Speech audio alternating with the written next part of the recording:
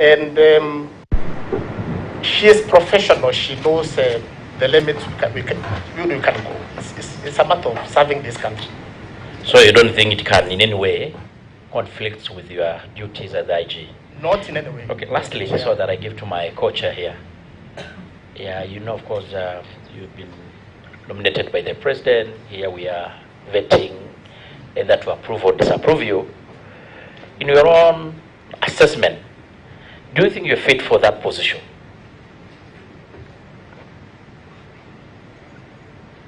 Thank you, Chair. Thank you, Co-Chair. Thank you, members. I'm fit. I have no baggage at all. I have the experience, as I've stated, having commanded major operations.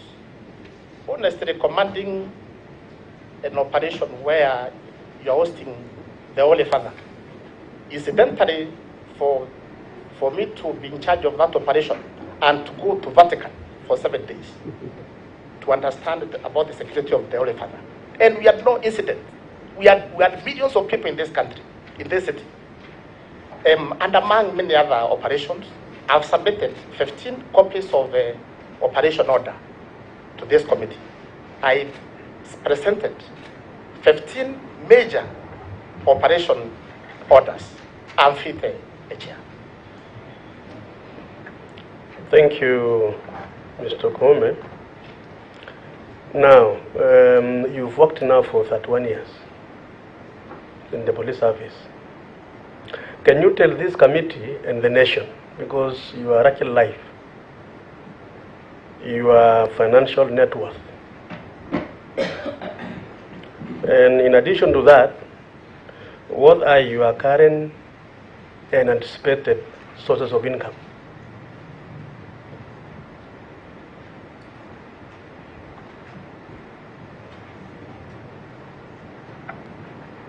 Thank you, Chair. Thank you, Co-Chair. Thank you, honorable members. I have a bank with I have an account with the Kenya Commercial Bank, where my salary goes to.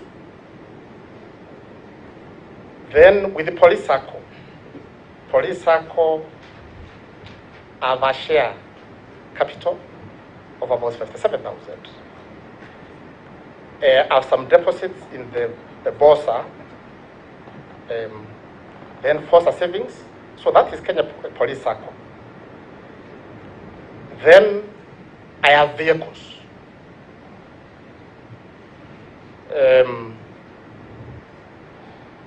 Then I have 2 tractors. I'm interested in farming. That is actually my hobby. So I have 2 tractors and the the equipment, tractor equipment. I have some land in my rural village, about 7 acres. The main is to mentor young people. So, where I do a bit of farming, I've done some development. I have 2 plots within the local shopping center. I have a plot of a parcel of land where I live in Nairobi, where I've lived for 22 years. Then Police Circle bought some plots in Kitengela. So again, I bought 2 plots. Then I have a liability. I have a loan of about 1.1 billion. Therefore, my net worth is about 89 billion, 932,865. Thank you. Kenya shillings. Thank you. What is your anticipated source of income apart from what you already have? That is the second part of the question. Thank you, sir. Out of the daily, I do dairy farming, but there is a paid manager who does that, not me. I do dairy farming, I keep cattle. So out of the farming produce per year, is about 9 million. Okay. That's okay. I think we just wanted to know the anticipated source of income, even as you serve, if this committee approves your appointment. Another question I would like you to answer to this committee and the country is whether you are a member of a political party, and are you at any time held any position in a political party? That question is relevant because it is a constitutional right to be in that position. Would like to know that. Have you ever been dismissed from office for any conflict between personal interest and public or official duties? And finally, have you been adversely associated with practices that depict bias or nepotism in discharge of your public duties in those 31 years? So if you can remember those 3 questions, you can just briefly answer them.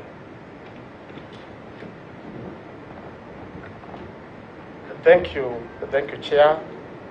Thank you, Co-Chair. Thank you, honorable members of the Parliament.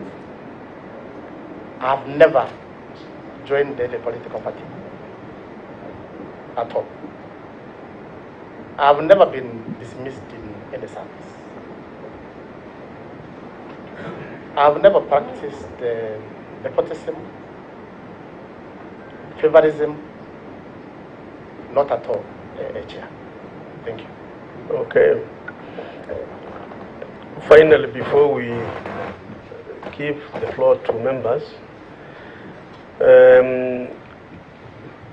Article 10 of the Constitution, that is on national values and principles of good governance. Just share with this committee whether you understand the essence of Article 10 of the Constitution on national values and principles of good governance. Thank you, Chair. That's an article I understand very well. In my office, I always keep this book. The supreme law of this country, the Constitution. I hope together with the Bible. Together with the Bible, Chair. Even in the Bible, you find it in my office. Proceed. Therefore, just in case, if you allow me to serve as the Inspector General of our beautiful country, if you allow my nomination, Chair, Co-Chair, I wish to state I will have no option. Stick to this Constitution. Article 10, I will have to observe it. Treat everybody with dignity. Be humane. Protect life. I have no option. So all those values mentioned under Article 10, Chair, Co-Chair, members, is my commitment, and all through in my policing career, I've put effort towards ensuring I'm a professional policeman and serving all our people equally. Okay. My question was whether you appreciate the provisions, but I think we've given in a general term. That is in order. Now, are you conversant with Article 232 of the Constitution on values and principles for public service, having now served for 31 years? And the question is very clear. Are you conversant with that article?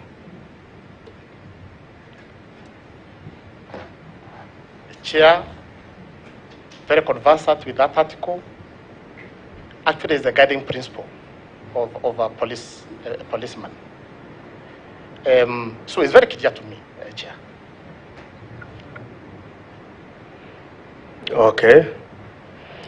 Now, finally, Mr. Koome, and this is very important. and I want you to inform this committee, what is your vision? We appreciate your 31 years of service. That is okay. How you received the Bob in Kenya, that is okay. The 15 operational orders you've done, that's okay. But the question before you and before the House and the country is, what is your vision as the Inspector General of Police if this committee approves you? Because that is where Kenyans are looking into. What is your vision? Can you tell us the vision you have? If you're nominated and appointed, what is your vision? Thank you, Chair. Thank you, Co-Chair. Thank you, members.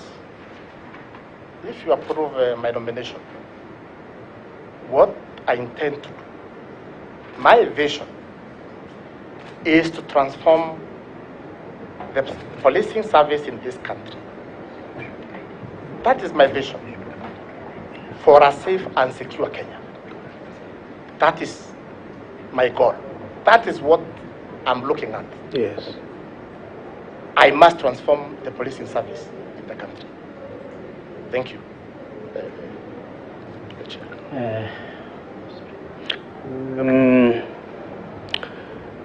Apart from, of course, transforming, because transformation is just one aspect of your vision, I'm sure there are many other areas that you will be able, at the course of questions by members, be able to expand your vision so that we see the bigger picture about that position. Now, I would like us, and I want to appreciate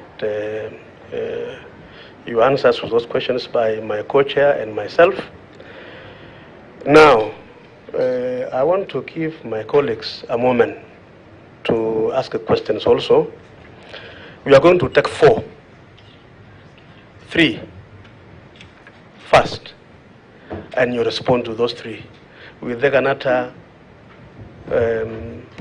round of 3 until we conclude questions from these honorable members, senators, and members of the National Assembly. And before we go that, it is important for you, nominee Bwana Koome, that Parliament invited Kenyans, pursuant to Article number 118 of the Constitution, public participation. We invited Kenyans to come forth and give their comments as to your suitability. And we would like to inform you that we got 2 affidavits sworn before a commissioner for oaths.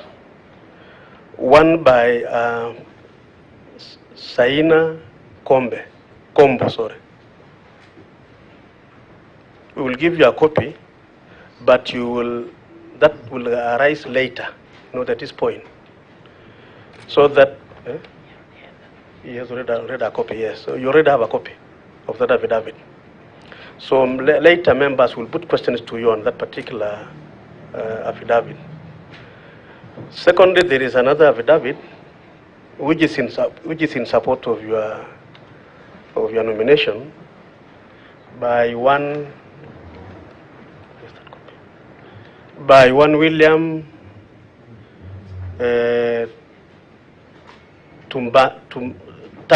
Tapman. You don't need to worry about this one because he really supports your nomination. So I just wanted to notify you that we will share that later so that we put questions to you, then you answer. Let me allow an Honorable Raso, our Vice Chair for National Committee of National Assembly, to have the floor on the questions that you would like to put to you. So what you do is you take notes, then you respond after the 3 members, and then we go around. Honorable Raso. Thank you very much, Chair. Mr. Koome, I believe you are familiar with Chapter 6 of the Constitution. If Parliament will approve your nomination, you will sit atop the National Police Service, and you are likely to enjoy sweeping powers. You'll be the man to be entrusted with safety and security of Kenyans, and also safeguarding their human rights. To this, I'm looking at your previous work experience that you are likely to bring to your new docket. As Nairobi Regional Commander, you are adversely mentioned in an affidavit by the Kenya Human Rights Commission that through omission or commission, under your watch, Kenyans' rights were grossly violated during the post-election violence in 2017. You need to tell us how much you know about incidents which happened in 2017 after the election, and what assurances will you give Kenyans that you are up to the task to defend their rights? Secondly, is the issue of corruption. Here I am looking at leadership. Corruption, I believe Kenyans are watching. Our police institution is considered to be almost the most corrupt in the country. In police stations, during arrest, investigation, traffic police, the menace of corruption is so widespread that I believe Kenya's trust must be restored. And it must be restored by yourself if Parliament sees it fit that they can give you the job.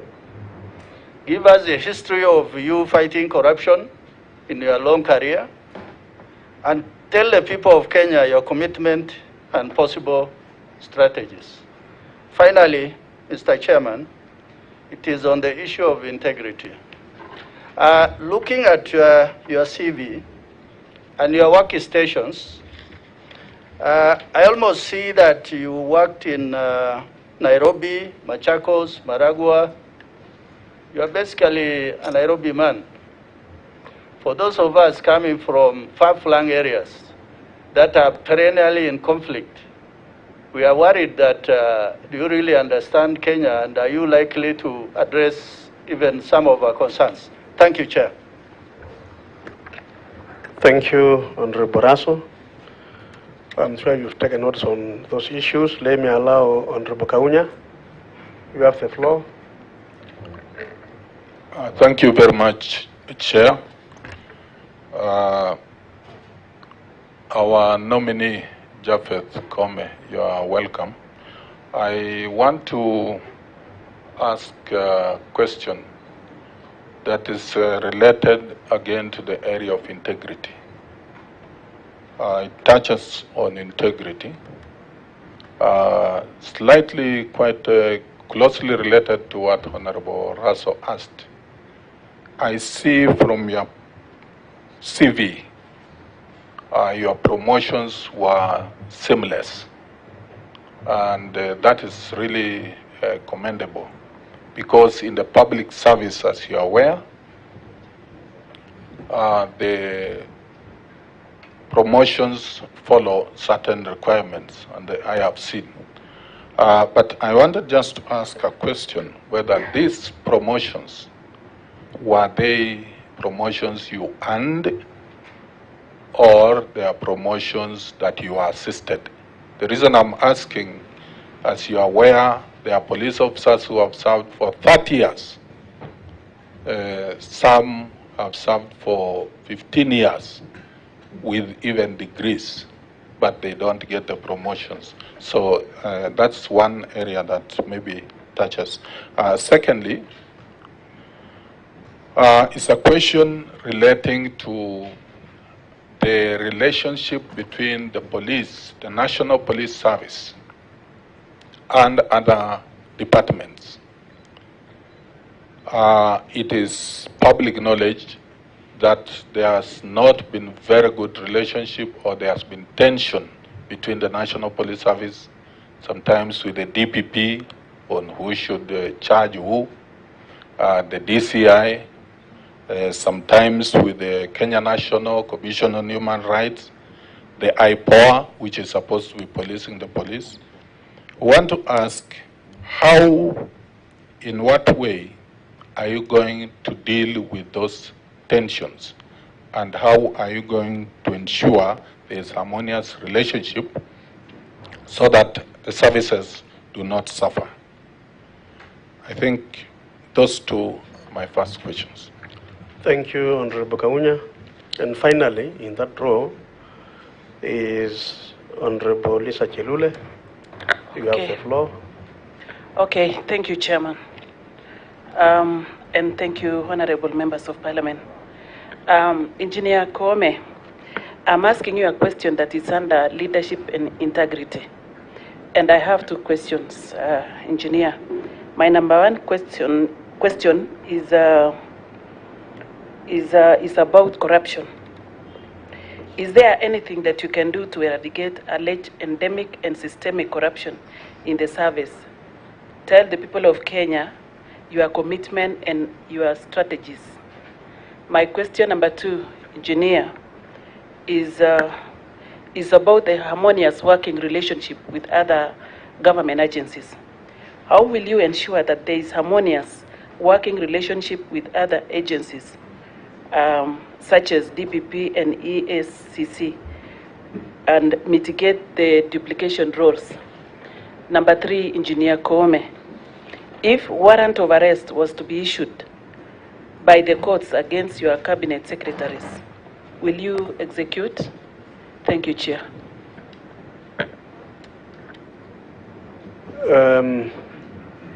Good. I want to change a bit. I want to keep Professor Ochenda, Senator Ochenda, on that particular item also. And then it's supposed to be three, but we have added one to be four. So thank you, Chair. Thank you, Chair. Just Engineer Koome, is it Engineer or Inspector? I think you're an inspector now that you're a policeman. Inspector Koome, just tell us, do you have any history of discipline either by yourself as an officer or against you as an officer when you served or since you were employed in the service? Have you been the subject of disciplinary proceedings? Number two, you have been asked questions on corruption and what you do to curb corruption in the police force. I think when the new CS for internal security was sworn in, he said that one of the things he would want to see is policemen wearing trousers without pockets. Is this sufficient? Is this sufficient? Or do you think there's more that you can do to inculcate personal integrity in police officers who serve? But lastly, on the same line, Engineer Koome, are policemen sufficiently remunerated? Or do you think that the remuneration that policemen get is the cause of corruption in the force? Thank you. You can now answer those questions. Yeah, you have the floor. Bwana Koome. Thank you. Thank you, Chair. Thank you, Co-Chair. Thank you, honorable members. I wish to start with Professor Ochenda, Senator Professor Ochenda. You can add Senior Counsel and Senior Counsel Ochenda. And you can confirm, thank you, Senator Kisumu. Any history of discipline? Not at all. For the 31 years, clean record of service.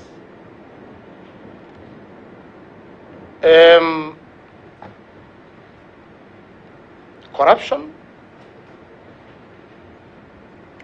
a chair, a co-chair. You know, this is a matter which has been in the public domain for many years. And a chair, co-chair members, we are now at a point where we need to stamp authority. Things cannot continue as issue. At this level, I think we have seen it all. But there is a country for the generation to come. We are going to leave this country to future generation, to our children. We have reached a point where there has to be a conversation. And the chair, if you allow me to serve as an Inspector General, we have no option. And this is what I've been doing at the college. Talking to the recruits, the 2,900 I have now in the college, the promotional courses I have at the college. Every morning, this is subject we deal with. We don't teach corruption at all. You know, how one can be corrupt. Maybe we teach officers how to fight corruption, but not to be corrupt themselves. And the college is corruption-free zone.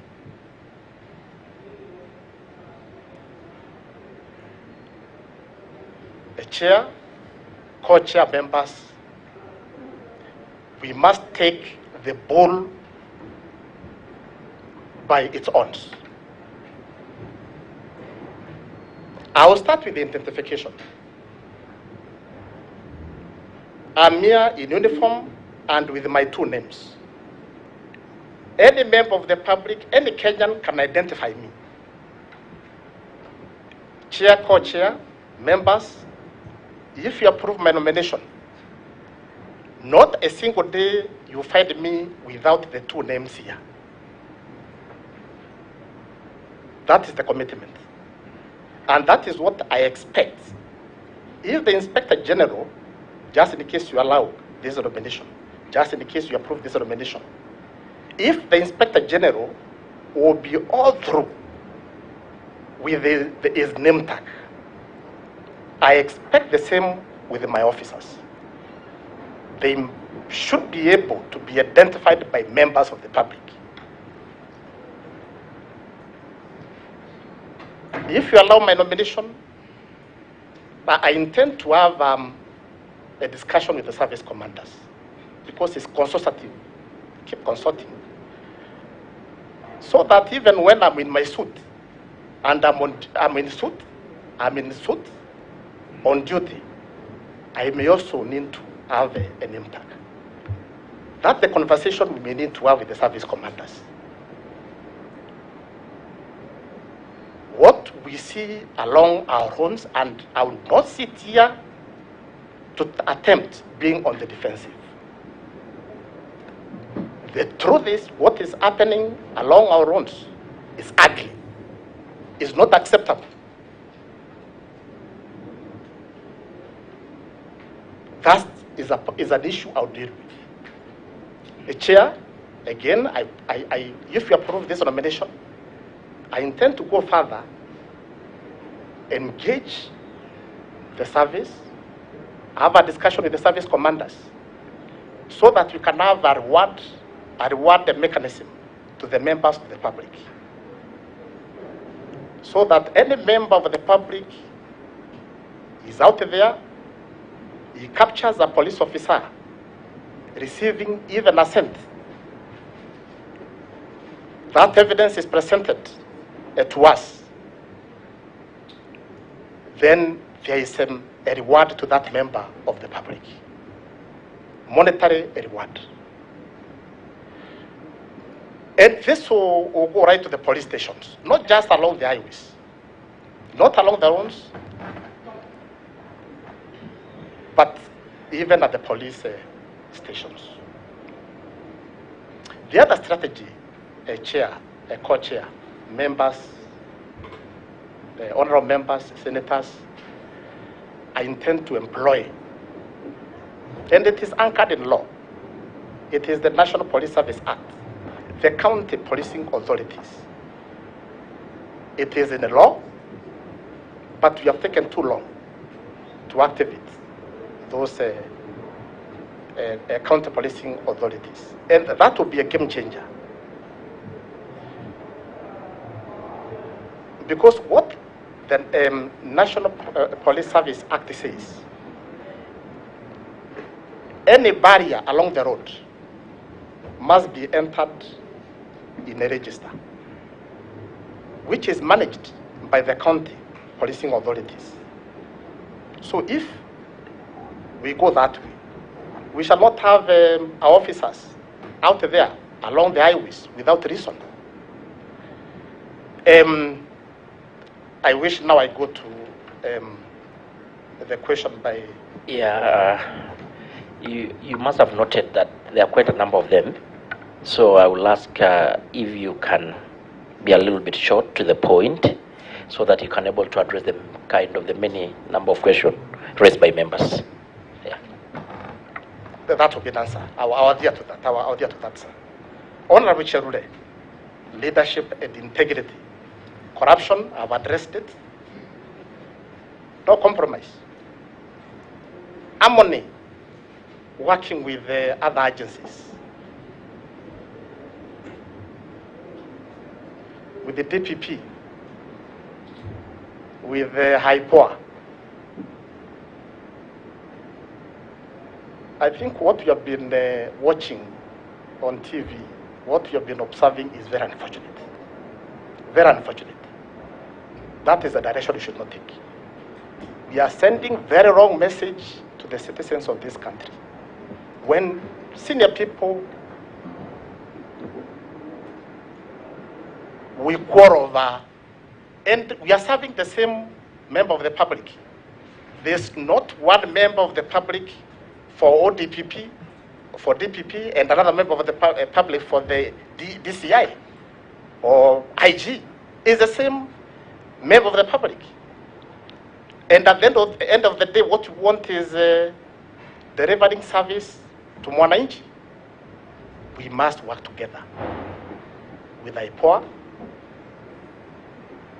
And I've started seeing those indicators, because I remember last night when I was receiving messages to congratulate me for coming here. Among the messages was from the chairperson IPOA. She sent a message at about 6:19 p.m. That shows there is goodwill. And that is what, if you allow this nomination, that is what I'll carry into that office. We consult, work together, including this committee.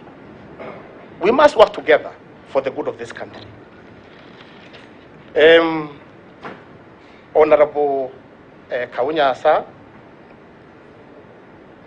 again, integrity, rapid promotion, that the Koome was, his promotions were rushed, is not the case. The DCI who has just exited, he joined police, I think, 2 years after me. The IG who has exited, he joined police after me. The former DCI, he became a DCI having served 19 years. I served from 31 years with clean record of service. I've even submitted to this committee my appraisal reports, appraised by the IG, appraised by the DIG, and you see the score. Look at that appraisal. I've submitted 2, last year and the other one, and the score is none below 94%. Where the IG has said this is a recipient officer. The IG has mentioned, he has stated, this officer is able to shoulder added responsibility. That document is in your custody, signed by the just exited High GP of this country. Again, the relationship between the police and other agencies, I have addressed that. Honorable Raso, sir. Sweeping powers, I may not want to imagine about those powers. Mine is to serve this beautiful country. Mine is to serve our people. All the time have interests of our people at heart. Always serve to the needs and expectations of our people. Not feeling powerful. That will not take me anywhere. My interest is, if you allow my nomination, I'll be remembered for having somehow transformed the service, as I stated when I started. Thank you, Chairman. On warrant of arrest. You Chair. sure you have exhausted post question? Warrant? No. There is a question of warrant of arrest. Okay. You need to thank you. clarify that by Honorable Chelule on warrant of arrest, and then also Raso seemed to be having some unanswered question. Yeah, he needs to tell us about the affidavit and about human rights. No, but about the affidavit we have agreed, we can bring that towards the end. That's what we have agreed. But you can answer that one of human rights. Yeah, Co-Chair, just a point of order. Just maybe before our nominee answered that question, we have a member who have joined us. I think it's procedural. He should tell us who he is. Yeah, if you have any interest. No, I'm not interested. My name is Honorable Mpolo Abori, Member of Parliament, Ghana East. I'm a friend of this committee. So, Raso? No, I think Raso's issue and the one for Honorable Chelule, those are the ones you did not cover. Just cover shortly so that we move to the next. Thank you, Chair. Thank you, Co-Chair. Thank you, honorable members, senators. To be very clear, what is your philosophy on human rights issues? That's what Raso is asking. What is it that you believe in human rights?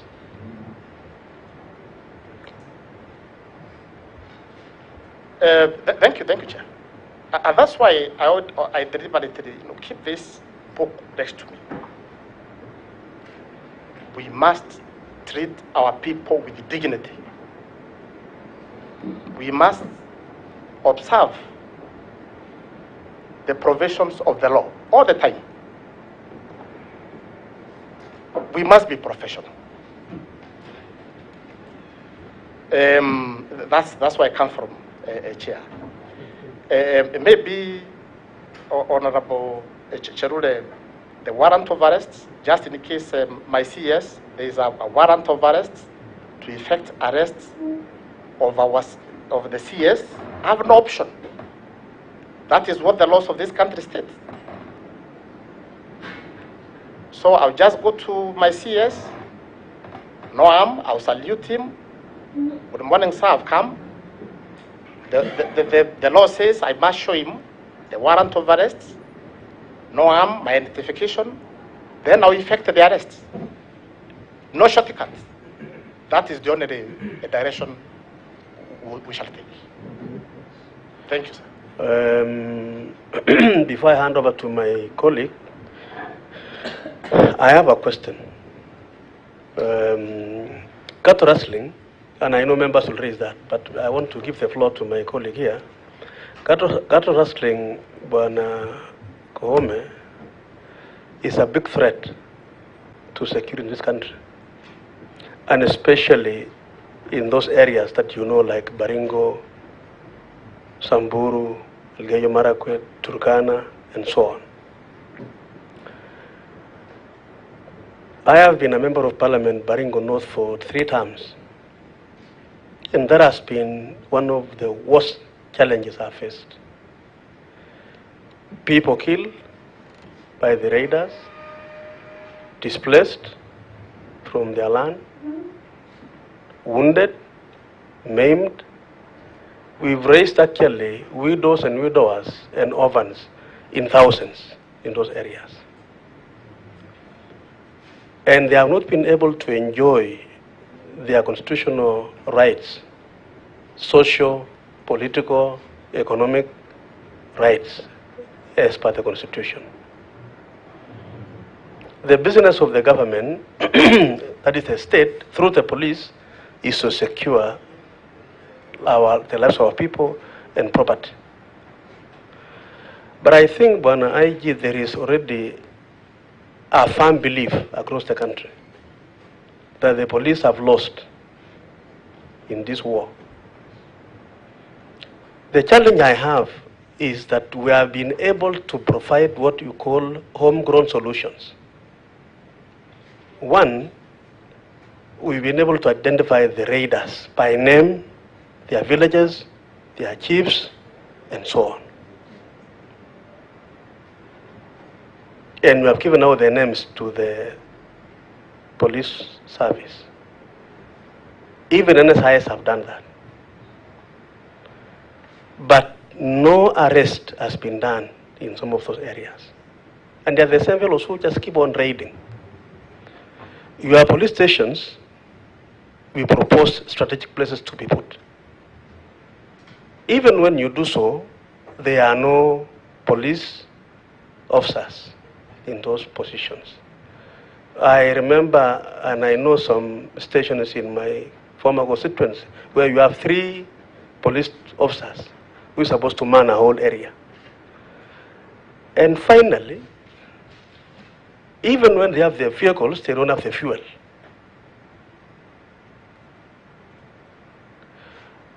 My question to you, and remember you are the 4th IG, and your other former colleagues, they have given those assurances. My question on behalf of people in those regions, as others will do, is what will you do differently, Bwana Koome, so that the people identified as the raiders are arrested and we have peace in those areas?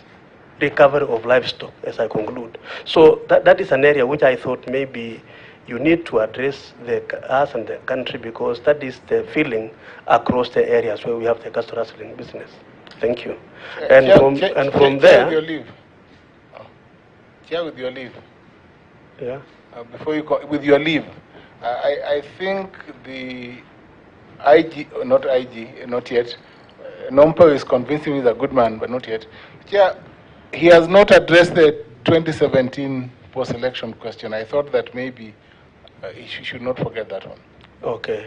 Maybe what we do, Professor, we can allow him to deal with that issue when you are putting the question on the affidavit, because the affidavit is actually dealing more on matters of the post-election violence.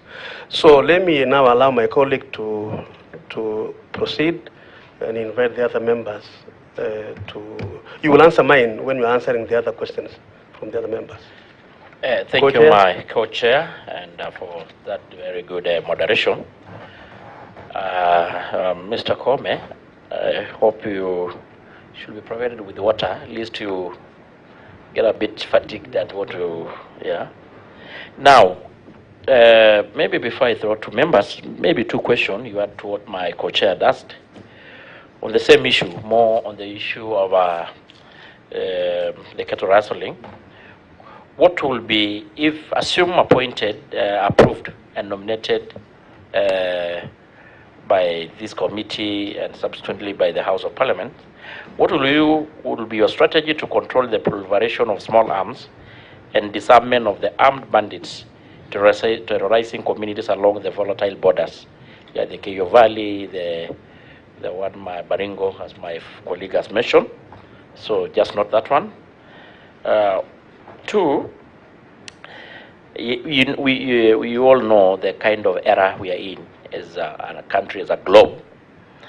What technological innovation as an IG will you employ to solve complex crime of our time, such as cybercrime, murders, drug trafficking, and money laundering?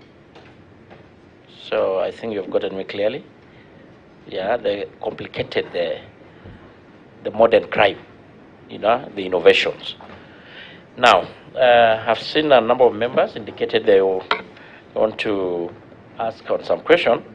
I will start with Honorable Protas Akunja. Chair. So take the floor. Thank you, Chair. Through you, Chairs, I want to ask the nominee for the IG position to give a detailed account, or rather describe the National Police Service. What is the identity of the service? What are the most striking points in this service? And what do you think is the perception of the ordinary Kenyans about the police service? And whether this worries or encourages you. Secondly, what is your take on the current status of the National Police Service Commission, and what will be your working relationship between the National Police Service and the National Police Service Commission? What do you contemplate of that? Then an additional question related to what the two chairs have talked about, the cattle rustling. Cattle rustling has become a thorn in the flesh in the North Rift and neighboring counties. Lives have been lost, property have been destroyed, social amenities have been destroyed, schools closed, dispensaries closed, and displacement of people has happened. And intelligence is telling us the police are also involved in one way or another, because animals are taken and you cannot get recovery. And some of these animals go as far as Uganda, Kampala. So what are some of the strategies will you put in place as the new IG? Thank you, Chairman. Okay, fair enough. Senator Haji? Yes.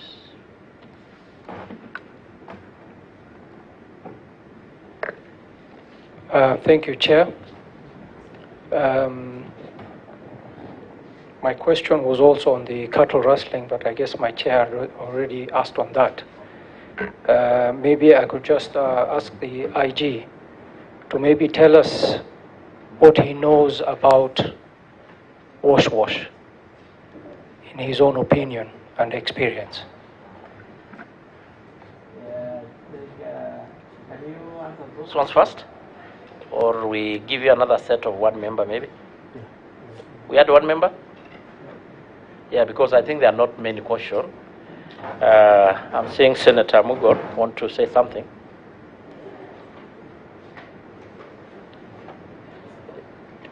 Yes. Thank you very much, Chair. Mr. Koome, this question has actually been kind of chiseled here and there. My question is, what specific steps will you take to cap this menace of cattle rustling? And I would like you to be very particular, because some of the places like Isiolo are very persistent, and Isiolo is not far from where you grew up. And there's a lot of cry there, year in, year out.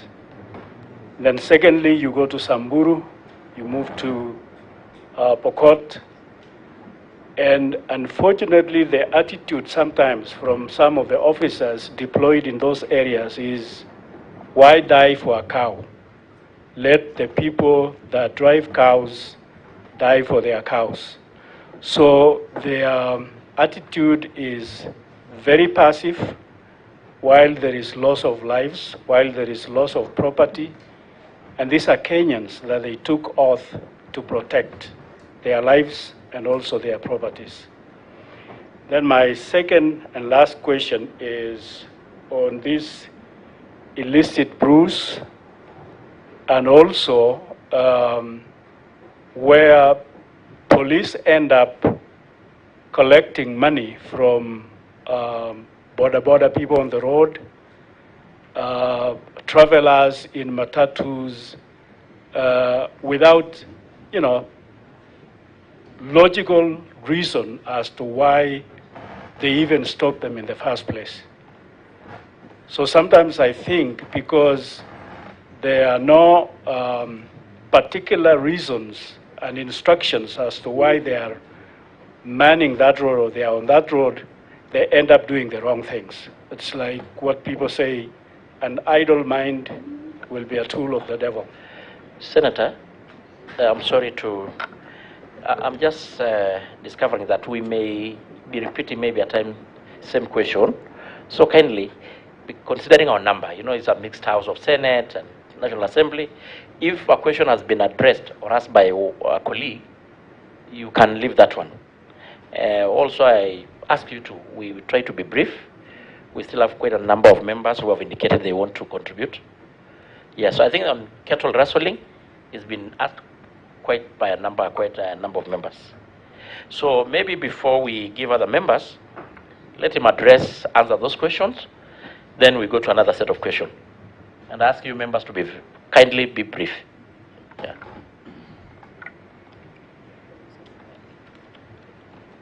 Thank you, Chair. Thank you, Co-Chair. Thank you, members, the senators. Now, this matter regarding cattle rustling, I think each of those members who asked the question touched on cattle rustling. Incidentally, it's not even cattle rustling. It is livestock rustling. Because in that business, actually what is involved more is goats. It's not even the cows, it's the goats. Therefore, it's livestock rustling. A study was carried out by IGAD, and the findings were very worrying. That every year,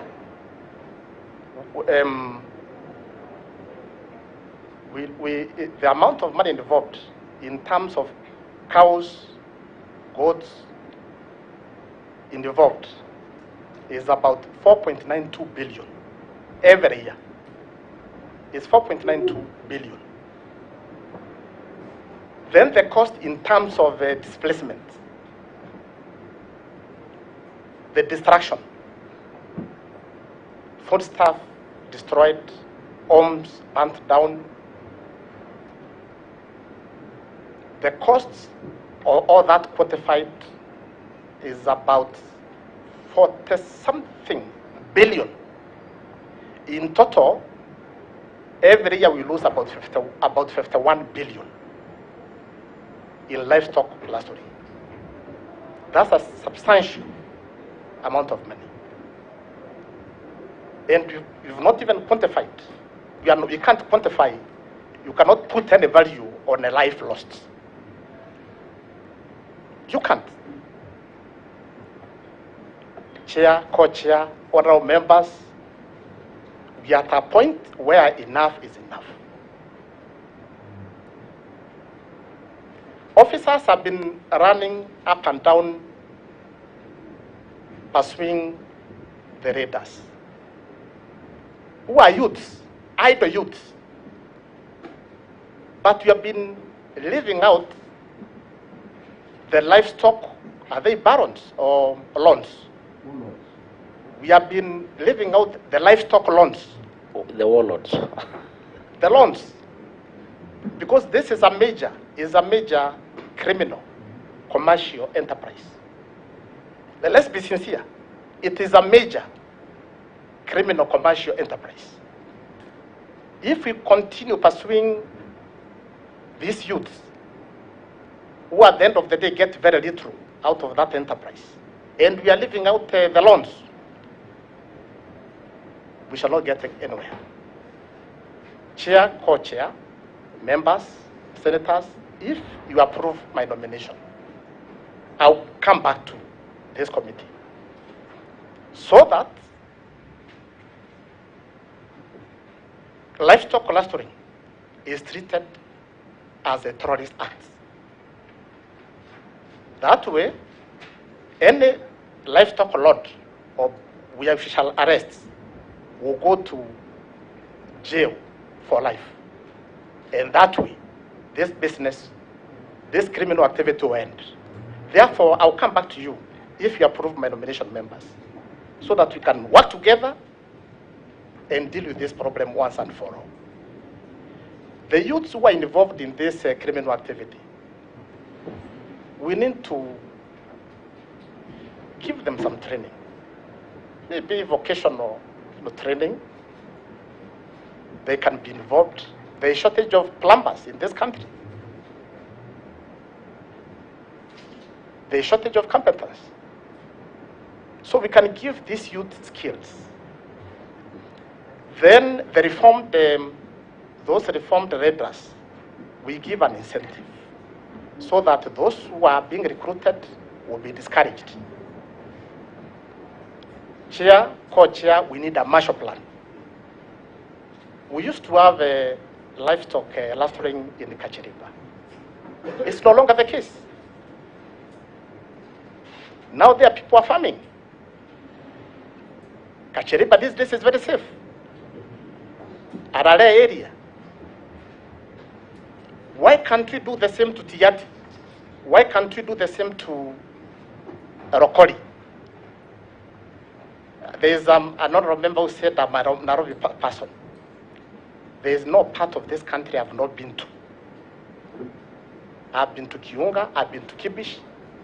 I served in anti-stock theft unit, pursuing cattle rustlers. Therefore, Chair,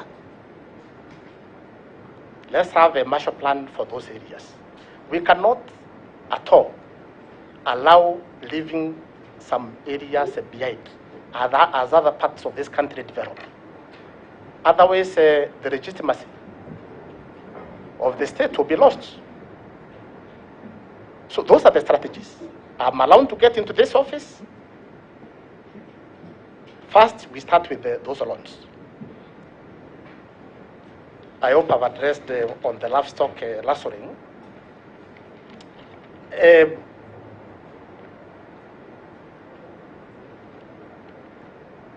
The other one I need to mention, go back to, is to resolve all these challenges we have. As I mentioned, is the county policing authorities. This committee again, if my nomination is approved, let's operationalize the county policing authorities. Who are the members of this authority? The governor is the chairperson. The county police commander is a member. The NIS coordinator of that county is a member. The CID commander is a member. Then two members elected are nominated by the county assembly of that county. Two members are members of that authority. Then members representing religious organizations, the youth, women, people who require special needs, they are represented in that committee, that authority. And every constituency is represented. So if those county policing authorities are operational, that would be a game changer in this country. The collapsing buildings we are having in Kiambu, because Kiambu, the challenge there is not cattle rustling. Within that county, their challenge, security challenge is collapsing buildings. So that committee is able to, that authority can, so that is a strategy I intend to bring into this once I am that office. That's the strategy I'm going to employ. Chair, you asked about the emerging crimes. Actually, the most worrying one is falsified medicine. That's the most worrying now. Other than cybercrime, among others, falsified, fraudulent medicine in the market. You are diabetic, but you take that pill every morning, you are not actually addressing the problem. You are taking something else. So therefore, that is why we want to enhance, Chair, once you give me this opportunity to serve as the IG, immediately enhance our capacity so that we are able, we have officers with the knowledge, the training, the capacity to address the emerging challenges. Honorable Guja talked about the worries. Chair, I'm not worried. I'm equal to the task. With the support of this committee and fellow police officers. Incidentally, we have very good police officers in this country. 98% very professional, patriotic, is only 2%. Very professional, doing very good job. Therefore, Honorable Gunja, I have the critical mass. I have the critical mass to change that 2%. I've just come from Riyadh, Saudi Arabia, attending Interpol meeting. And every country wanted to know about how we managed to sit terrorism attack. It was done very well, very professional. Every country wanted a presentation from us. Or now Kenya, very professional police officers, very competent.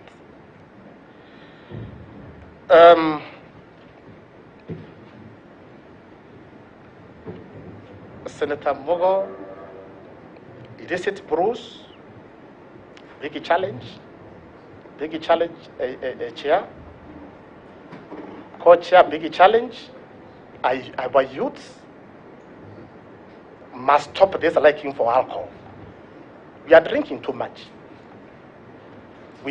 This must be managed, or else we are going to lose our country. I have passion for this area. Illicit Bruce and drugs. Because we are not careful, as I've stated, we are going to lose our generation. This again, we need a chair. If you approve by nomination, immediately, I will not wait for the CEO Nakada to come to my office. I'll go to his office and discuss about this problem. Is building synergy, working together, multi-agency approach. And we're able to guide our children. That alcohol, drinking too much alcohol, getting into drugs, that is not the way to go. Senator Haji, wash, very unfortunate. And, even people who have been very educated people have got into this trap. Very embarrassing. Even at times when you go to give evidence in the court, everybody looks at you. Surely, did that happen? Get rich quickly, peer pressure. We must live within our means. We have no option. Let's live within our means. Let us not be married to make millions. We live within our means. So I think, again, the question by Senator Mogo, it was on cattle rustling, is Isiolo Samburu. So thank you, Chair. Thank you, Co-Chair. Thank you, members. Thank you, Senators. Thank you, our nominee. Mr. Koome. We still have a number of members who want to ask the question, but just want to bring to the attention of the members that there is one Irungu Houghton. I don't know who is he, who wanted to ask something on police reform. Our standing orders and the procedures does not allow, you are a stranger in this. Maybe it will have happened in form of a petition. But I'm sure the same, one of your requests may be addressed is among the many questions I'm seeing members floating. So kindly and very fast, we have got Senator Nyamu, Honorable Caroline and Kapondi in that order. Quickly, because I'm seeing our time is a bit rushing. Thank you, Chair. Inspector Koome, there has been hue and cry lately about our girls who are going to work outside the country, and particularly in the Arab countries. There has also been an influx of contraband goods in the country, and the hot topic of tax evasion that even the president has taken the forefront in campaigning for tax, that ensuring citizens pay their taxes. What is your strategy to deal with these rogue employment agencies and the counterfeit goods and the issue of tax evasion? Secondly, Inspector, what new approaches will you employ to ensure safety and security of all citizens and their property across the country, as is your #1 mandate? New approaches. I'm sure, being part of the police service for 31 years, you know of all approaches being employed, what has worked, what has failed. Do you have any new approaches that you wish you get this opportunity to apply and change things to ensure security of property and citizens? Thank you. Quickly, Ngeleche. Yes, Vice. Honorable Chair, the nominee before us is much higher than an inspector. Yeah. An inspector is a very junior officer in the police force. So if we don't know the rank, let us just address him as the nominee. Thank you, Chair. I am guided. I got that from Senior Counsel Ogenda. I don't know where he got that title from. Chair, the nominee before us is a Senior Assistant Inspector General. That is the title. But he has applied to be an Inspector General. So whichever way, he is still going to be an inspector, but Inspector General. So, Faida, I think on that one, no, really. I think the House is guided. It is not good to mislead the House. The nominee has not applied to become the IG. He has been nominated. I think it is good to put it correctly. But it's matters of law. Chair, I think for purposes of that issue, let us, so that we don't get confusion at some point, for all purposes of this meeting, let us just refer to him as the nominee. Thank you, Honorable Chair. The nominee, thank you so much. And my name is again Honorable Caroline Ngeleche, County MP for Elgeyo Marakwet County. And I'm happy that you served in AS2, that is anti-stock theft, in 1998. That is when I was in high school. But then I know the House might get tired of this same issue, but as myself in Parliament, I am Elgeyo Marakwet, and Elgeyo Marakwet is my business. And if you can collect views from the people of Elgeyo Marakwet watching this interview, they'll definitely tell you that the issues that you handled, how you answered the questions on banditry, are the same issues that we've always had, and there has not been any difference. I wish that you can go deeper. Tell us, you've talked about opening up the area and training the youth to be plumbers and blah, blah, blah. But then tell us the short-term measures, because that is a very active thing currently. The president talked about it family in, I think it was Samburu, then the next day there was an attack. Kindly tell us the immediate and short-term measures that, if given the opportunity, you're going to implement. Tell us how you're going to do the disarmament differently, the way it's been done. Because since I was a baby, there's been disarmaments in that area every now and then. Then you wonder, where do firearms come from thereafter? Do you do disarmament, then the firearms are returned back to the people? Tell us. I cannot talk about it family because during attacks, many a times when you collect the cartridges left by the bandits, you find that they belong to the government of Kenya.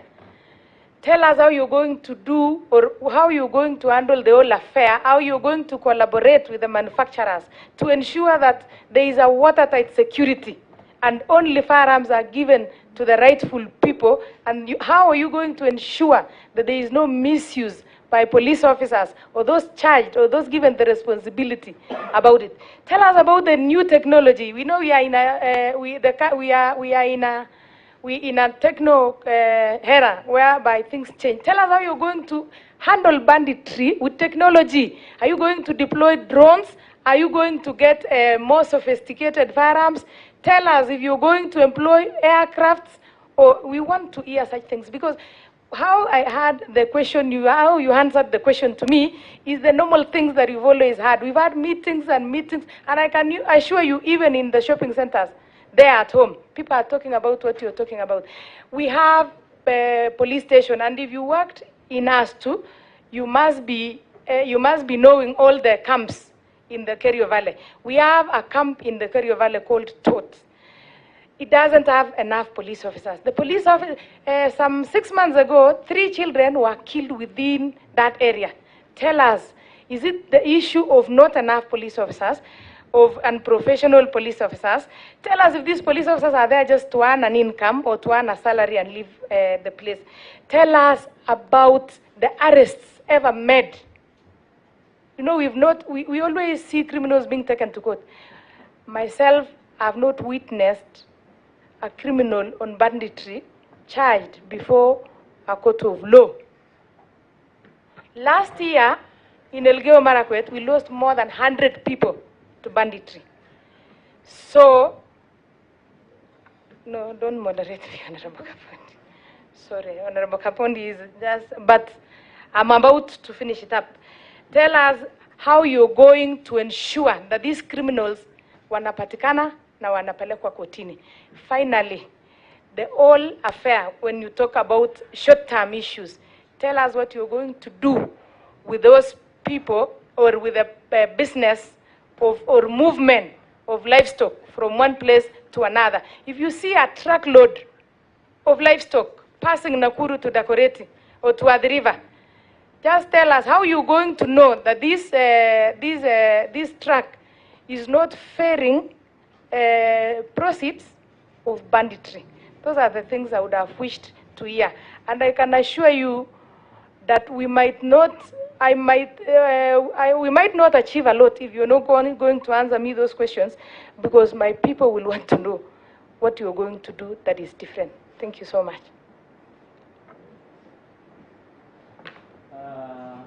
Honorable Kapondi, then we give to the nominee to respond. Yeah, nominee, Engineer Koome, I must appreciate the fact that you have passion for the job, going by your history. Having been a policeman even before you were recruited at the University of Nairobi. Engineer Koome, this is the 21st century. Colleagues are talking about rustling, which may require a very physical approach. But the emerging trends in crime coming to the 21st century, and without proper preparedness, is a cybercrime. That is a new frontier. Yes, you have been given what the Constitution provides for. That is the budget, independence of the office, so that you can execute your mandate. What are you going to do in terms of investment in technology with limited budget? Because the budget, I believe, will not be sufficient enough given the myriad of issues that you are supposed to tackle as the IG nominee. Good. Maybe it's your turn, Mr. Koome.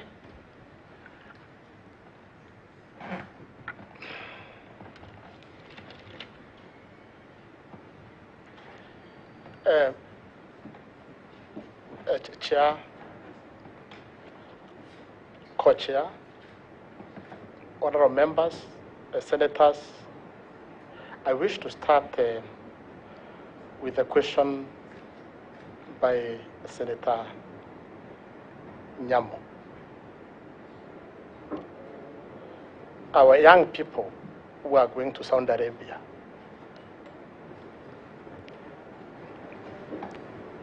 the other day I traveled with them.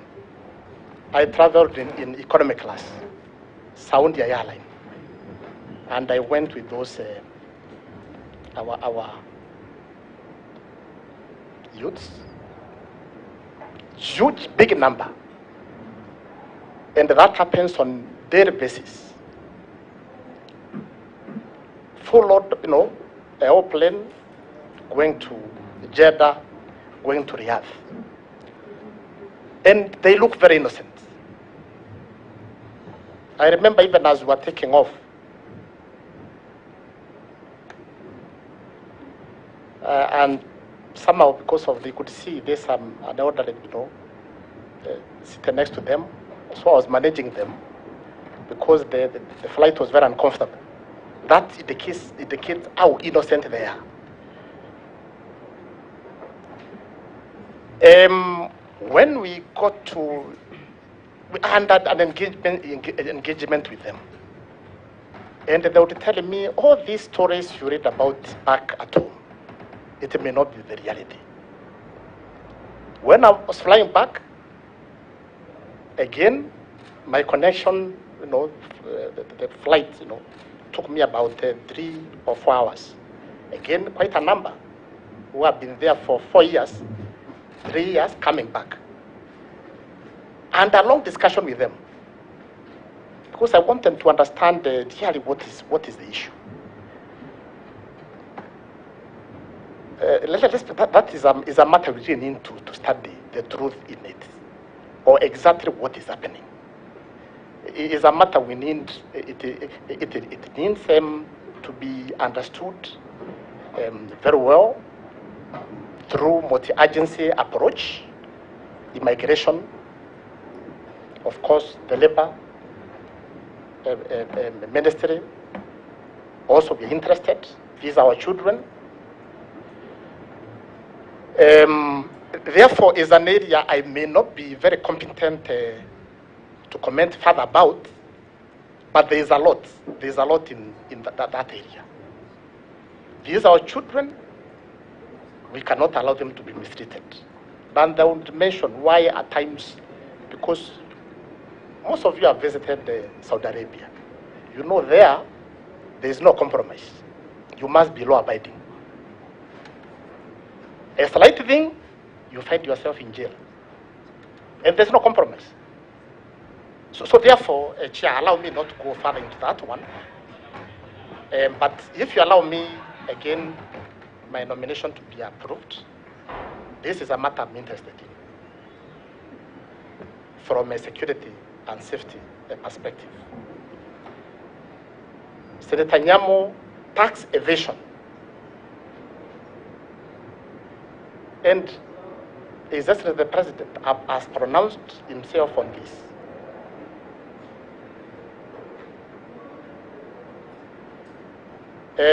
Chair, co-chair, honorable members, once you approve my nomination, I intend to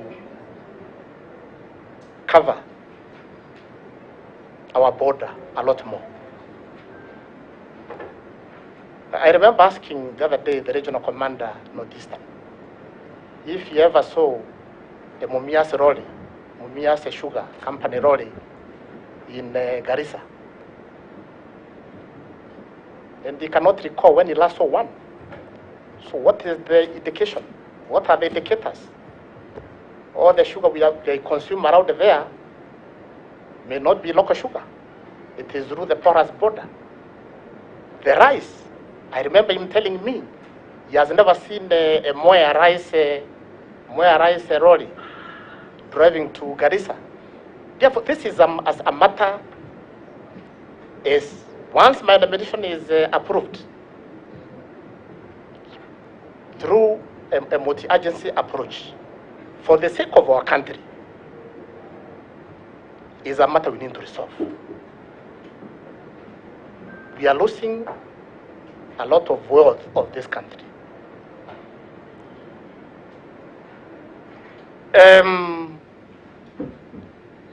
Yes, safety measures I'll put in place. I'll invest a lot in the building capacity of officers. When you have qualified human resource with capacity, that is worth investing in that area. Therefore, our investors have stated quite a lot in terms of building capacity of our officers. Honorable Caroline, cattle rustling. Chair, I seek your indulgence. I'm aware we are being watched by friendly forces and unfriendly forces. There are some bits of strategies, unless we have curtains drawn, some strategies may compromise the security of our beautiful country. So, Chair, I need you to be guided in that area. However, Honorable Caroline, once you approve my nomination, we shall have been to talk. The Chair, point of order, Chair. Yes. Could the nominee restrict himself to, if we approve his nomination, not once, we approve his nomination? Thank you.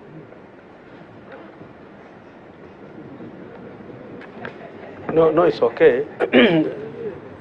He's saying your problem is the language, is the words used. Once means we are going to. Yeah. So please restrict to if. Okay. You know, well guided. Words have a lot of meanings. Okay. So just go on. Paul Akinyi. Just move on. You are on somewhere on Lengeletich. Chair, maybe it's an issue of language. It's an issue of language. Yeah. But this is not, English is not it's borrowed language. No, you said when, but I know you meant if. But it's may. Yeah, so just in case it's out of your. So proceed, Mr. Koome. Therefore, Chair, Honorable Caroline, I'll go with you. I'll go to thought and ensure that we listen to, and that's why I mentioned the Chair. The game changer is once we make this the county policing authorities operational. That is what will change the situation we're in, because every county will identify this is our problem. That is what they'll discuss. The community are involved. The local leadership is involved. Then every constituency, because the Act say, National Police Act states that every constituency must be represented in that authority. Therefore, Chair, we are able to even get a lot more information, because the the strategy I intend to employ is intelligence-led policing. I must have intelligence. There's this cattle Lastora who is in that cave. We shall go there. There is this livestock lord who is managing all that, who is funding. Therefore, the game changer I have stated is the county policing authorities, and that will be immediate. As, with due respect, if if I'm allowed, given the opportunity, I hope that is better. If I'm given the opportunity, I will immediately ensure that those county policing authorities are operational and serving our people. We have no spare country. We must ensure our country is safe and secure for everybody. Thank you, Chair. One, I think it's clear to all of us that the nominee is talking about some sensitive security matters that may not be safe. So I think I will ask members to give benefit of doubt on that. We believe he means yes. Maybe we'll get an opportunity to. I know how passionate, how touching these matters wrestlings are in majority of our communities. But it's an opportunity that we may discuss even further. So kindly, let's. It's okay. We give him the benefit of doubt. So, okay, I think you still have one question unanswered from Honorable Kapondi. Thank you, Chair and Co-Chair, and honorable members and senators. Honorable Kapondi, I have passion for this job. I have passion for police work. And you again mentioned about livestock lastering. Mount Elgon, I'll mention Honorable Kapondi. All those places, Kipsil Krok. I've been to all those places with the effort of making sure that our people enjoy their existence. That is the energy we intend to bring to this office. When allowed. We are constrained in terms of budget. Sure, that is true. I'm aware that our modernization budget was about 10 billion. It was cut by 9 billion. So we are now on 1 billion out of 10 billion. Therefore, I will again come back to this honorable committee so that I get more funds. I'm able to buy MRAPs and personnel carriers, surveillance equipment. And thank you, Chair. Those are the questions which were presented before me. Thank you. Members, let me give to my co-chair to moderate the remaining part. I know Honorable Korere. Yeah. Thank you. We get another 3 or 4 members. And I want to start with Mheshimiwa Korere. Thank you, Chair. I have 3 questions to Bwana Koome. Question number 1. You've just mentioned that currently you have 2,900 recruits at the Kiganjo campus, police campus. And you are the immediate commandant of that college. My question is, are you aware that almost half of those recruits, if not all, have literally paid their way into that college through the corruption in recruitment? And it's becoming a very expensive venture to get recruited into the police force, probably because of the unemployment situation in our country. Question number 2, the mental health issues among the police force. If you look at the news nowadays, you hardly go for a week without hearing a police officer have shot themselves, they have shot their family, they have shot so and so. It's not just in the police force, but there are mental health issues among our youth. You actually mentioned that if we don't deal with the drugs and substance abuse, we are losing a generation. And that generation we are risking losing is actually the same generation in the police force. What are you going to do to address the mental health issues among the police officers? Then finally, and still on the issues of mental health issues and discipline, when you come to some of our constituencies, especially those of us from the north, sometimes we wonder whom we have wronged in this country. You get a police station where all the officers who are posted there are not serviceable. And when you take keen interest to know why, most of these guys are there on disciplinary issues. So if a police station in Marsabit, for example, in Laikipia North, in Elgeyo Marakwet, all the officers on disciplinary issues are posted there. Honestly, why would that happen?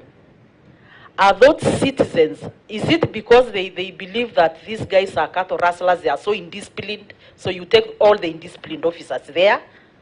How are you going to ensure that we get serviceable men and women, credible, to deal with the issues we have? Then finally, about the Kiganjo Training School. You know, Kiganjo Training School, I'm sure you have some constituent training areas, either in private lands and some in community land. There is a training area for police in a place called Mugogodo, where I'm lucky to have been born and brought up.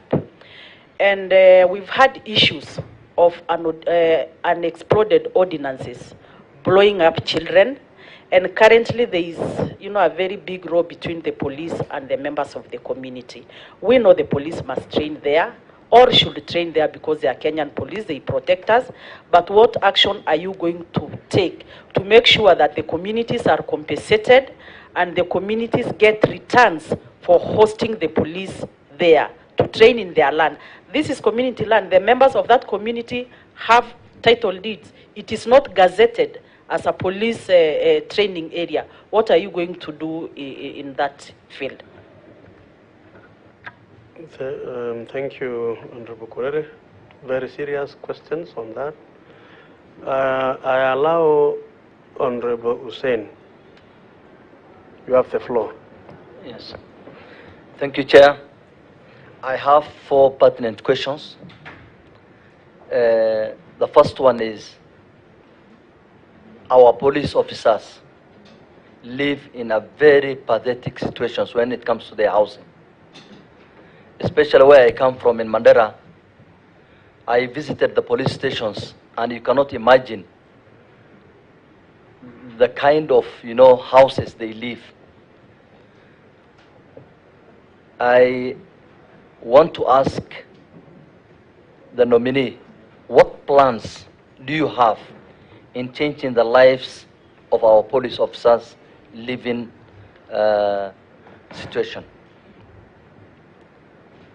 Number 2, I'm sure the nominee has served in several, senior positions in this country.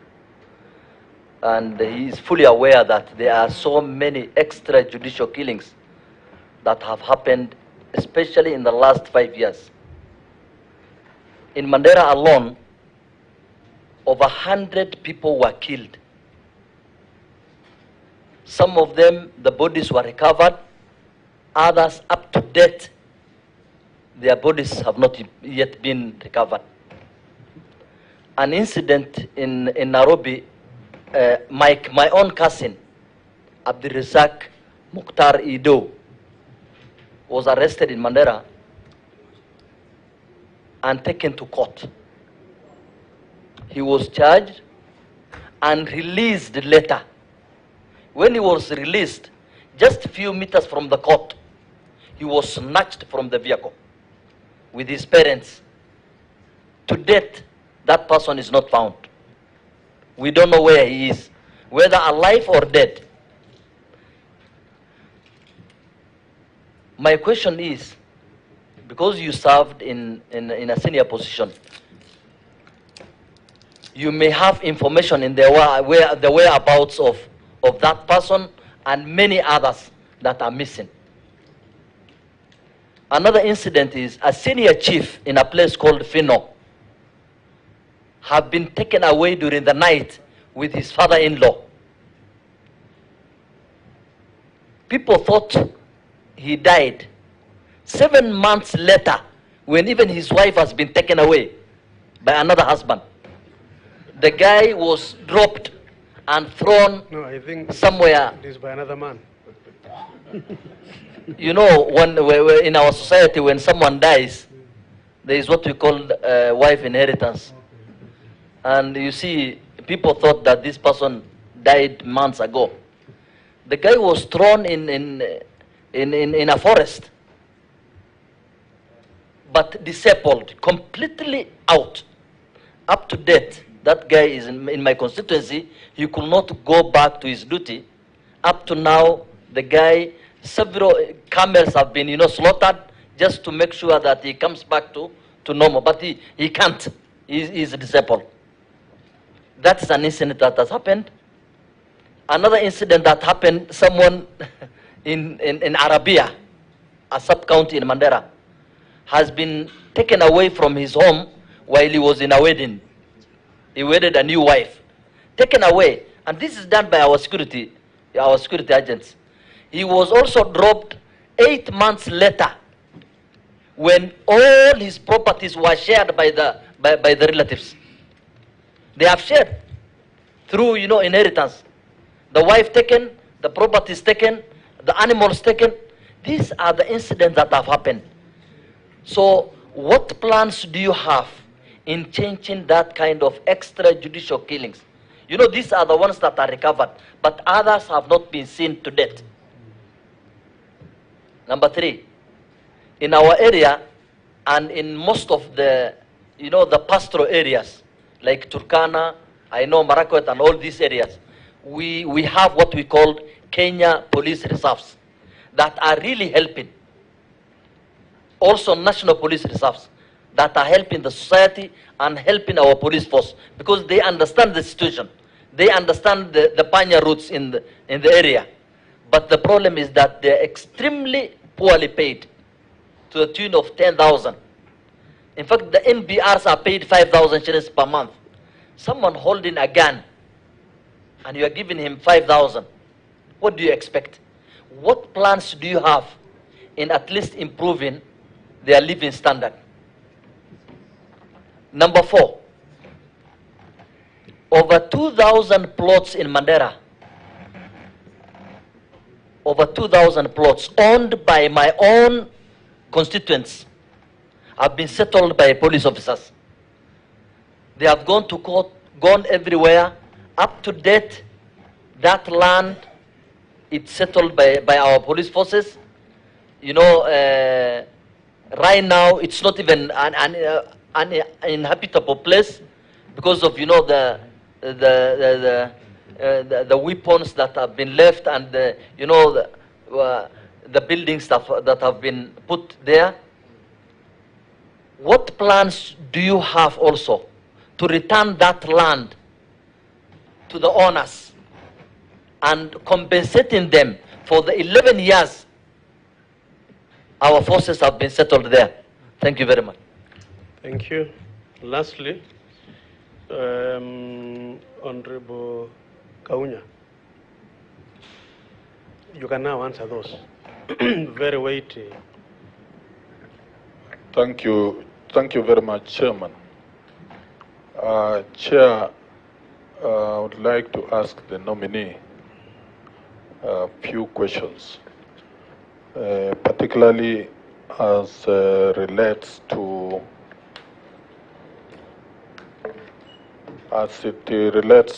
the area of governance and the enforcement of the law. would like to hear from the nominee, and it's closely related to the issue of the vision. What leadership style would we expect from you, particularly being the commander of the police? What is your thinking about police as a service, as a force?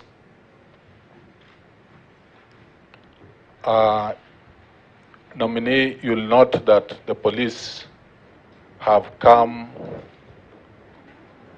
a long way in terms of what we have talked about reforming.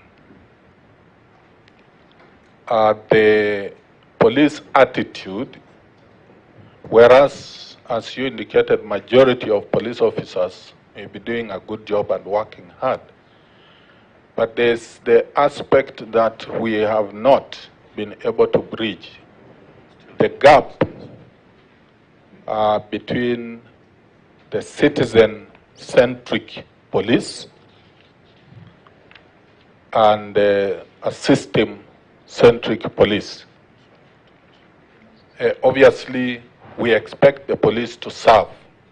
So we would want to know what steps you will take, if approved as the IG, to ensure that this gap is narrowed so that the citizen can be able to get the services and have trust in the police, because I think that's the major area of the gap. Now, I want to ask a question on the handling of disciplinary cases. You will not notice that as the IG, you are also a member of the National Police Service Commission. You have a role as an IG, and the commission has a role. Can you clarify to the members how you are going to balance between the role of IG and the role of Public Service Commission, especially the HR function? Because most times there's a problem in terms of the balancing. And lastly, Chair, I would like to ask the nominee, since you are commandant of the training college at Kiganjo, I happen to have been also a commandant for college. And one of the things that is a big challenge, and I think we were trying to adopt, is to adjust our training syllabus to ensure that certain aspects of reform, like the human rights, are brought on board. To what extent were you able to bring those changes, and what, as an IG, if appointed, would you wish to be changed in terms of making our police more citizen-centric? Thank you. I think later on I will ask Honorable Kiunya. It was the which college he was. He was the commanding. But I think the fourth person I want to give the floor is Honorable Sikei. Yes. Yeah. Thank you. I was going to ask. Yeah, you have the floor, Sikei. What? Yeah, those four now you will answer. Then we go to the next my round. colleague has asked is more or less what I was going to ask. But I want to start first with the nominee. Welcome. I want to confirm, Chair, that I worked with this nominee. And possibly I am one of those who recommended for his promotion. when I was in Nairobi. He did a good job when I was there. But Chair, I wanted to talk about the whole issue of community policing. Engineer, you remember that this community policing was introduced in Kenya, and it was enforced all over the country, and it worked. Where have we gone wrong? Because what my colleague is asking is, why is this gap between the people, the citizens of this country, and the police? And let me tell you, and I know that the problem is from the factory where we manufacture these policemen. I think, and I want to thank you because you are in the police college. What I want to ask you is, can you put a finger on what we have done to bring reforms to the Kenya police? Because really, you are in the core of the training of our police officers, and that's very important. Don't you think we need to have some re-engineering of the curriculum in the training colleges in Kiganjo, Embakasi, both GSU and the AP? That's very crucial.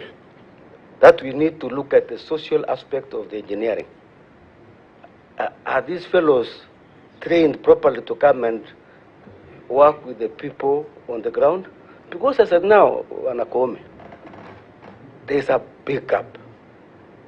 And I look at you and I see hope that you are going to see this service change.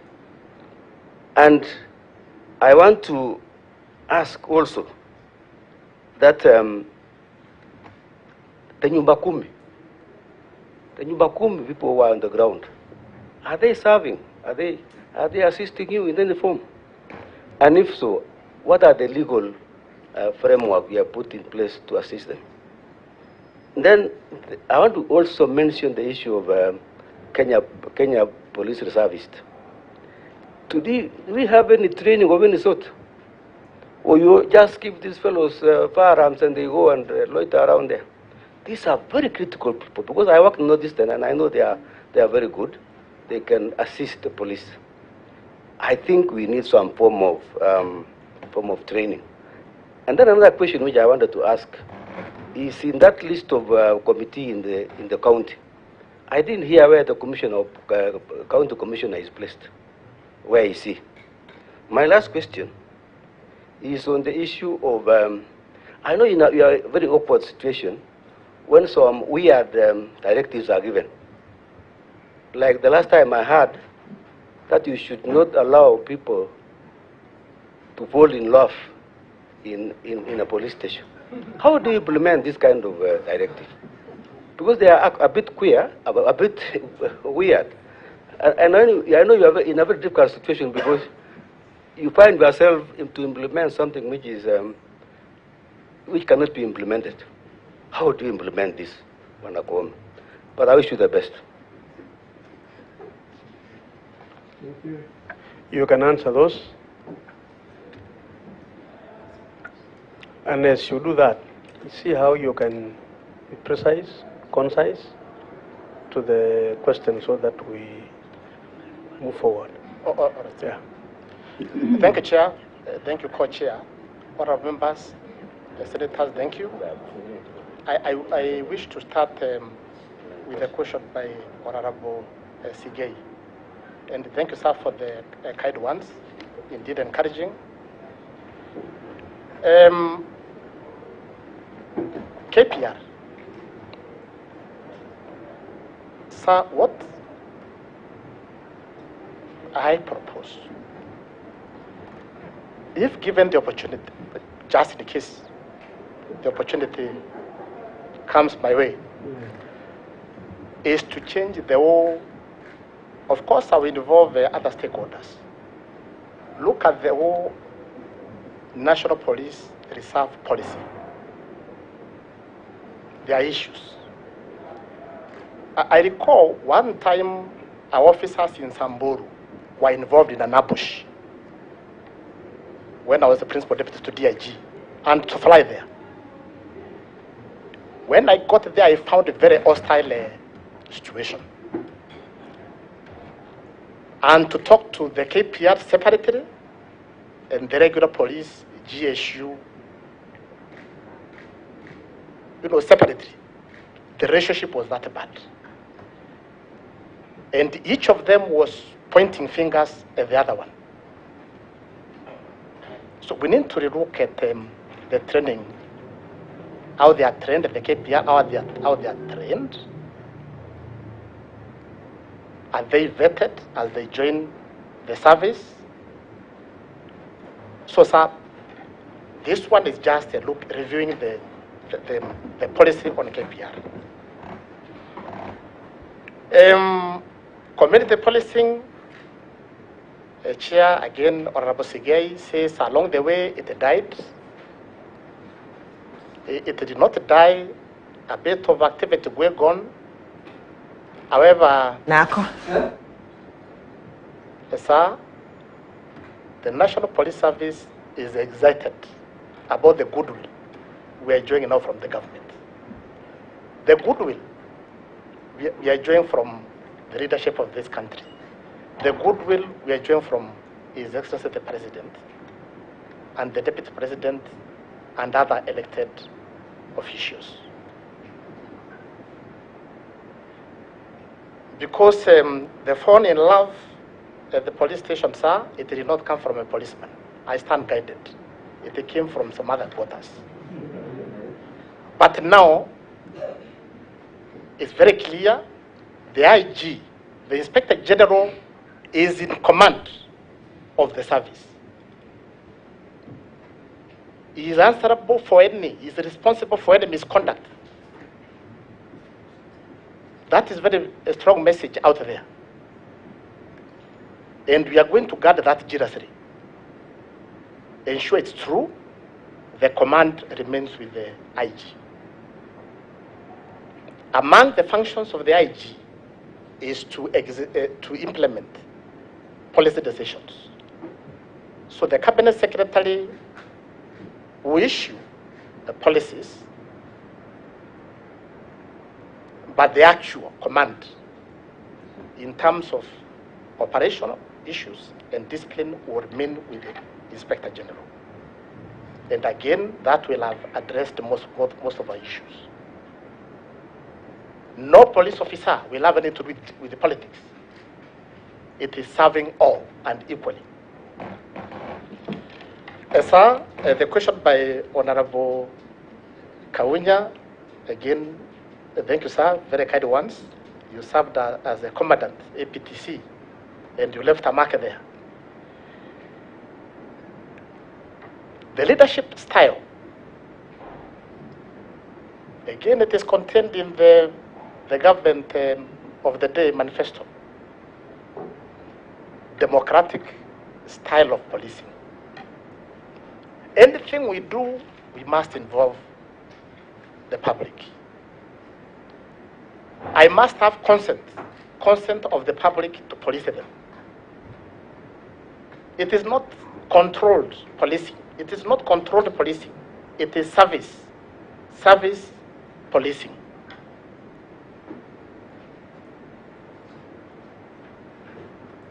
Friendly police officers. As you patrol in the estates, members of the public can approach you for help, not running away from you.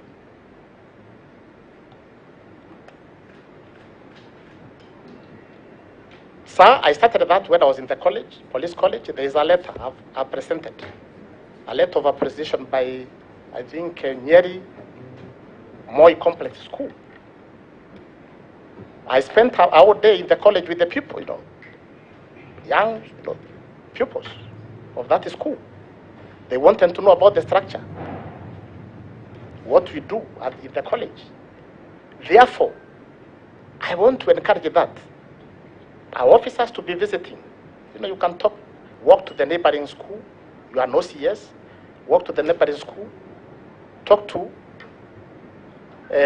give a lecture on policing. So that's the direction we are going to. We must be accepted. Wananchi must accept. It's not really, it's out of their will. But if we are friendly, the consent will be there. And the policing will become very easy in this country. Getting information will be very easy. And at the end of the day, we shall have happy people.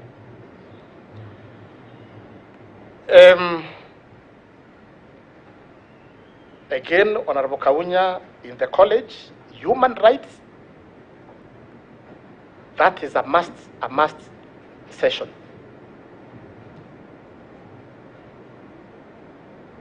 We teach that in the college. We have introduced also on our officers. Officers manage their finances. Because we have realized that the suicides, which were talked about, is out of our officers, the young officers, especially the young officers, manage their finances. And I think, as you said, Chair, this is not a problem just unique to police. I don't know whether it is the education system we have, because in the college I've been inviting banks through the corporate social responsibility. They come on Saturdays, talk to the recruits on how to manage their finances. And these bank managers will tell me they have a problem, even in the banks, with the this generation. Because one is employed, the following day he wants to drive a very nice Subaru. First a month. So again, that aspect of managing resources, living within means, within one's means, that is the subject as how we have introduced in the college, because we feel that is what is actually a big problem in terms of the suicides incident we are seeing. Disciplinary cases, relationship between us and the commission, worldwide, that is how commissions, police commissions are organized. We have the civilian aspect, then the executive. Because worldwide, police work is very stressful career, worldwide. Therefore, when I'm there sitting as an IG, the chairman of the commission is a civilian.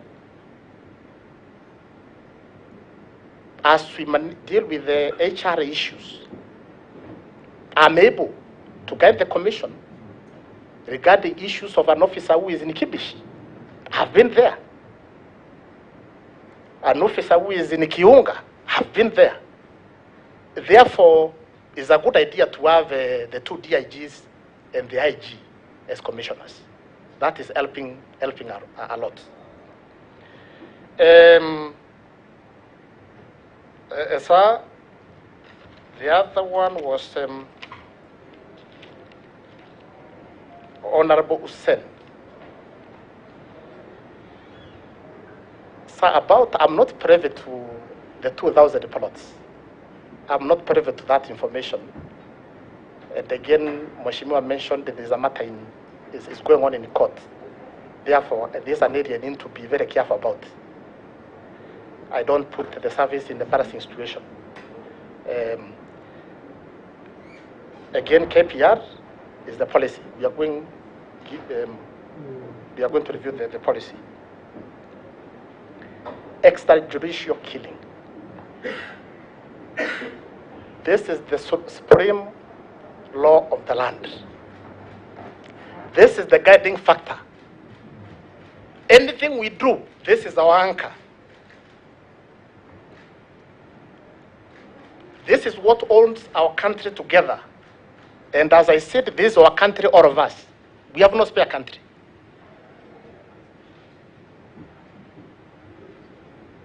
We cannot have a situation where it is the IG breaking the law. The Constitution is very clear. It talks about right to life. It's very clear. Who am I as a policeman to decide to take somebody's life. And my watch, anybody